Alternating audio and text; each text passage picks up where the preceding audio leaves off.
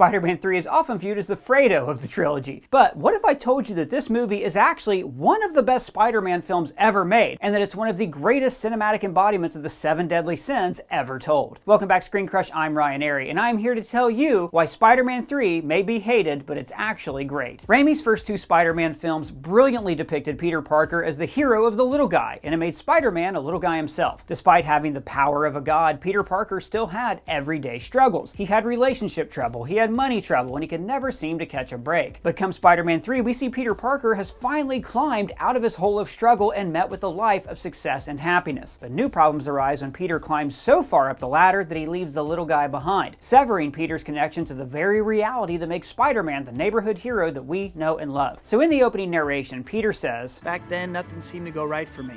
Now,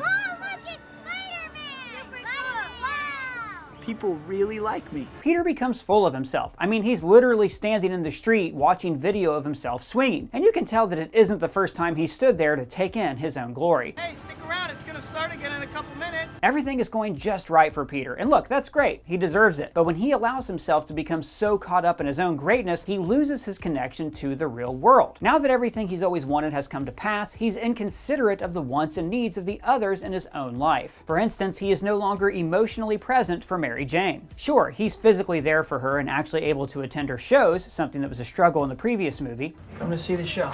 Oh, I'm sorry, sir. No one will be seated after the doors are closed. But he's not there like he used to be. MJ used to live rent-free in Peter's head 24/7, but it seems that now that he's got the girl, he's moved himself and Spider-Man to the forefront of his mind. Peter is also neglecting the massive reveal from the previous film when Harry finds out that Peter is Spider-Man. Geez, I can't find a single good thing. Oh, what's up, buddy? Well, I'm trying to find a special gift for my best friend, but everything on the internet's just so basic, you know, like everything is just the same. Yeah, I know, it's really hard to find the right gift for some people. Yeah, and my buddy's awesome, and I just want him to know that I think he is special and that he is my best friend. Oh, well, I got a really good idea for you. This week we're partnering with Holzkern for this video. So Holzkern makes fantastic one-of-a-kind timepieces that are made with natural products. For instance, this watch is called the Permian. It's made from apple wood and antique silver, and frankly, it is just an exquisite timepiece. Oh yeah, is that one yours? I wish. I mean, this is just a sample when they sent us for the video. Holzkern makes a great gift because you can't find these custom watches anywhere else. And their wood is also FCS certified, so it does not come from deforestation. And everything they make is partially made from natural materials. You know, like looking at this watch and its wood face, it's just a reminder to like stop and be more mindful of your life and of nature. Oh, and also they sent me these sunglasses called the Badass 2. How do they look, Doug? Yeah, you look pretty bad butt, person. Thanks, man.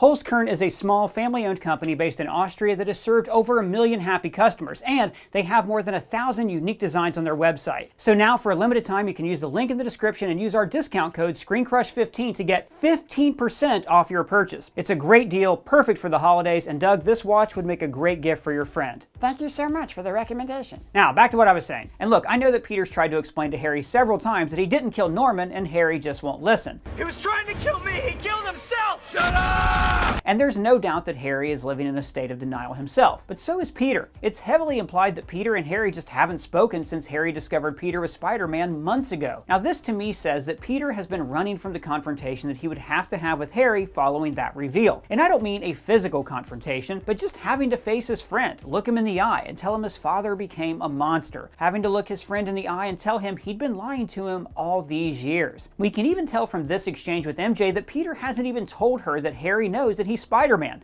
What's with you guys, anyway?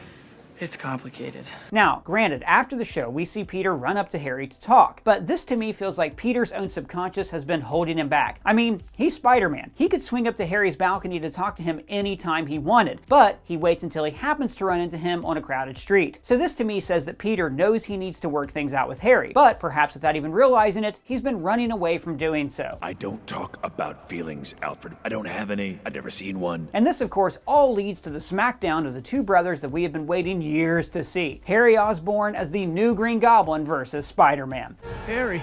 You knew this was coming, Pete. Now, this fight scene is actually really good, especially for 2007.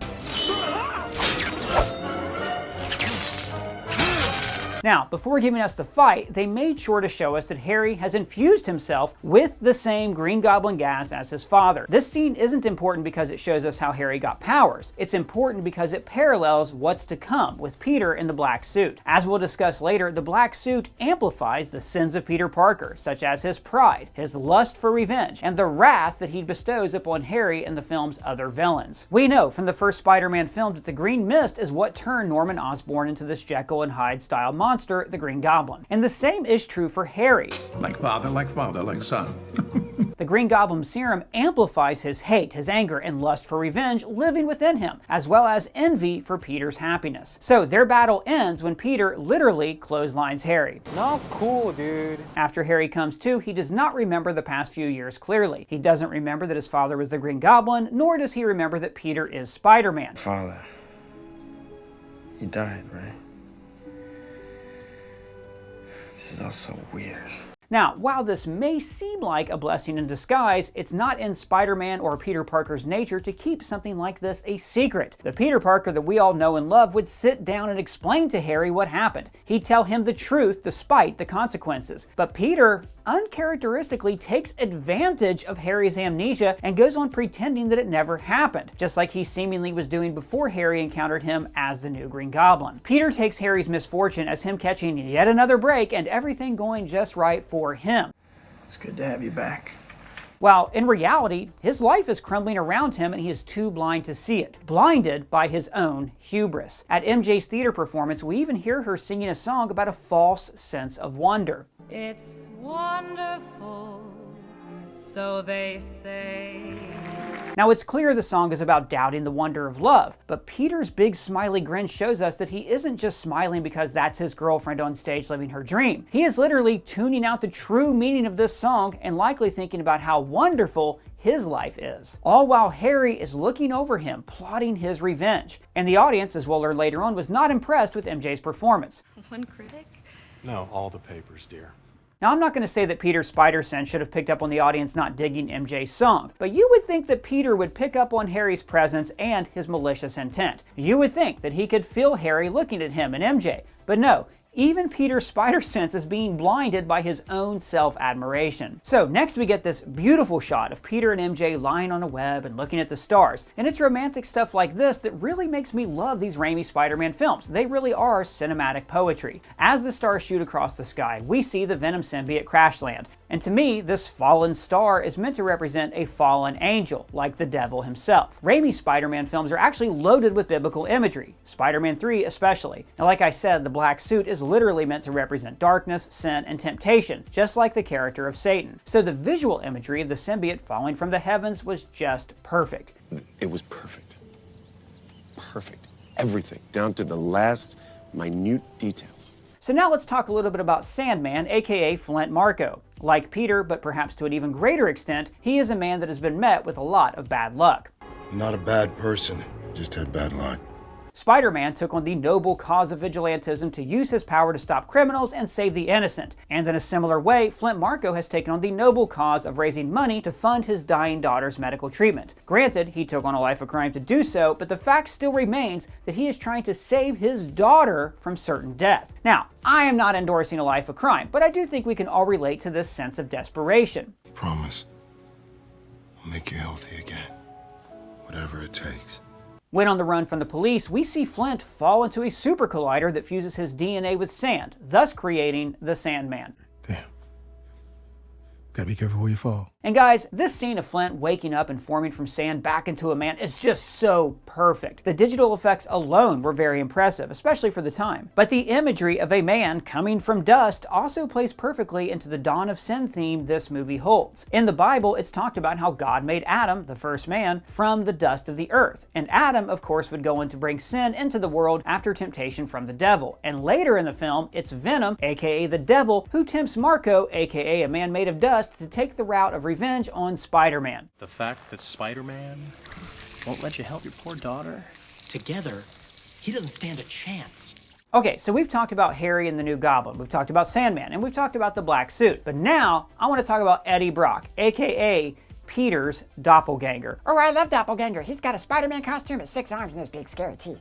No, not that doppelganger. I mean that in this movie, Raimi essentially made Eddie Brock Peter Parker's evil twin. Now, I love Topher Grace, but when he was cast as Eddie Brock, it was a controversial choice. He is not the big bodybuilder-looking guy we were used to seeing in the comics and in the animated series, but that is not what he needed to be in this movie. He needed to be a reflection of Peter Parker. There's this great scene later in the movie where Spider-Man in the black suit takes a literal look at himself in the mirror. No, not that. I'm talking about right after he gets the black suit and he's hanging upside down in front of that skyscraper.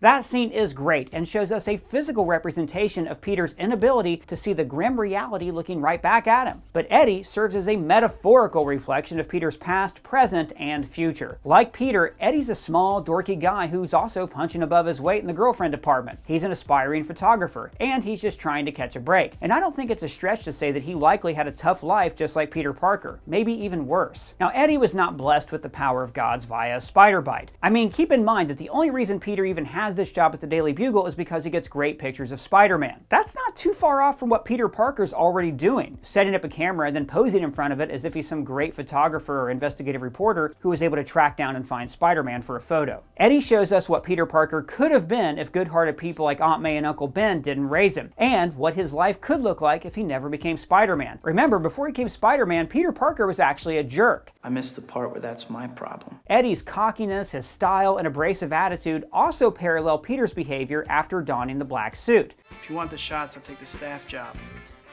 Double the money.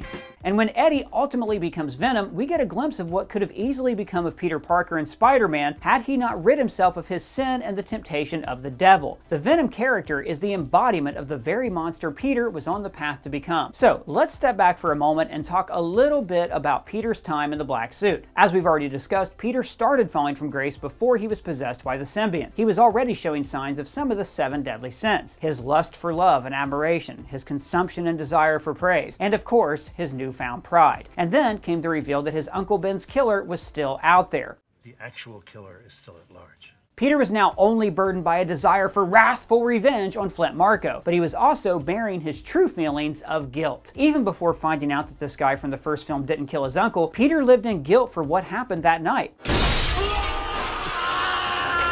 Even when he was under the impression that this man killed his Uncle Ben, Peter is still occasionally haunted by the events of that night and his involvement in this man's death, the same events that played a key role in Peter becoming Spider-Man. In other words, Peter's path to Spider-Man is always tainted with an original sin. Yes, he became Spider-Man that night, but it was at the cost of a man's life. So with this reveal that the man who killed Uncle Ben actually got away and the wrong man died, Peter would understandably be questioning everything, including being Spider-Man. When Mary Jane mentions this to Peter, he is quick to dismiss it. And I know that you made a mistake and that you feel guilty, but I want to be here for you. Okay, I get it. But we know that deep down, the guilt Peter feels for the hand he played in the death of that man has now been amplified. But he is choosing on a subconscious level to cover that guilt with rage. And this is even before he dons the black suit. Now it's this lust for revenge, as well as Peter's other recent sins, that finally draws the black suit to Peter Parker.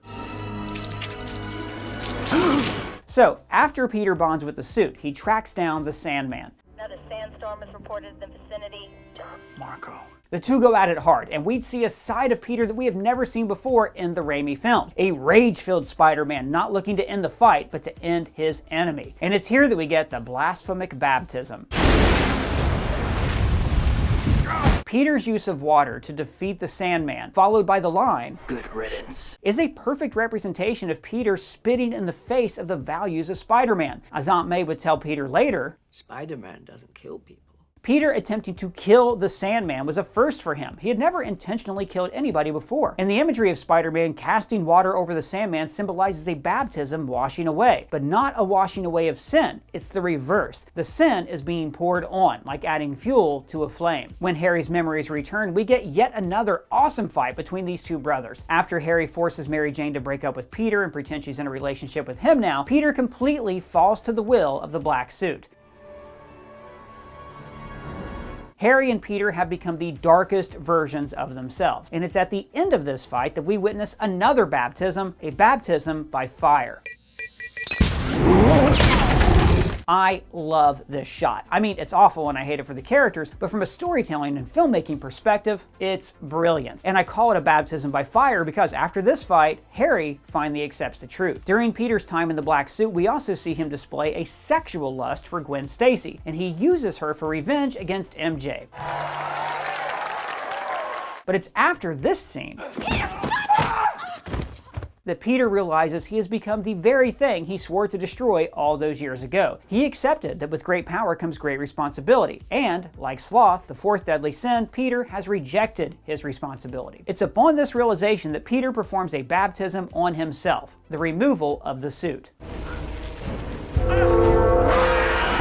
Peter goes to the heights of a church steeple, symbolizing an ascent from hell toward the heavens. And just as Peter screams and struggles through his pain and guilt, he literally rips away his darkness, and we see the sin descend back toward hell, where it meets Eddie Brock. Eddie, of course, who has fallen into a hell of his own, following Peter, stealing his girl, and getting him fired from the Bugle. Get out of my building. I was just... You're fired! Eddie has fallen victim to envy and a lust for revenge for Peter Parker. He prays for God's wrath on Peter Parker. I want you to kill Peter Parker. These are the very sins that draw the symbiont to Eddie and create the monster, the venom that has plagued Peter Parker and everyone around him. Now, in the biblical story, sin enters the world through Adam and Eve. And throughout the Old and New Testaments, sin is able to be washed away through sacrifice. Well, in the final act of the film, we see a lot of sacrifice. Peter, of course, sacrifices the power of the suit, and then we see him in this literal Christ pose about to be executed by Venom. But it's Harry who makes the ultimate sacrifice for his friend by jumping in the way of the blade. This brilliantly parallels the death of his father. Norman died by his own blade in an attempt to take the life of Peter Parker. Harry, however, died at his own blade in an attempt to save the life of Peter Parker. And then there's the Sandman, who sacrificed his own freedom for his daughter by committing the same crimes that landed him in prison. Now, during this big fight with Venom, we see Peter literally hit rock bottom, a metaphorical return to Peter Parker being a man of the people, somebody who shares the struggle of the working class that Spider-Man is meant to represent. But this also symbolizes Peter falling again from the height of nobility back into the depths of hell. But what catches him is a ground covered in sand. Yes, the sand of the Sandman. Now this is meant to symbolize the fact that Peter still has one step left to fully ascend from the depths that he fell to in this film. He needs to forgive Flint Marko. And that forgiveness of Flint Marko is what will fully bring Peter back from the darkness. And that forgiveness is the bedrock of the Bible. Christ died so everyone's sins would be forgiven. So when Flint explains that the death of Uncle Ben was an accident, granted an accident that would have never happened if he wasn't holding Uncle Ben at gunpoint, Peter still lets go of his hate and forgives him. I forgive you. Peter realizes he could have gone down the same path as Harry, an angry and vicious path of revenge for the death of a loved one. But if Harry could forgive Peter, then Peter knew that he could forgive Flint. And during his final battle with Venom, we see yet another baptism by fire and imagery that shows the devil being dragged back to hell. Peter attempts to pull Eddie from the grasp of darkness, and he succeeds. Eddie is free from the symbiote, but he voluntarily jumps back in and joins the beast in hell, showing that we always have a choice. Hey, person, before we go, I got you a present. Aw, Doug, for me? That's so nice. Doug, this is the Holzkern watch, the one from before. The Applewood face and the silver one. You got this for me? Does this mean that... Yes, person, you are my best friend, and I think you're a real special guy. It's really weird, but I'm genuinely moved by that. And thank you so much. And just a reminder, everybody, you can get 15% off a Holzkern purchase when you use the code ScreenCrush15 and click our link below. Big shout out to Colton Ogburn, the writer of this video. His socials are in the link below. But let us know what you think. Was Spider-Man 3 hated but great? What other films are hated but great? What other movies or TV shows do you want to see us talk about? Let us know in the comments below or at me on Twitter. And if it's your first time here, please subscribe and smash that bell for alerts. For ScreenCrush, I'm Ryan Airy.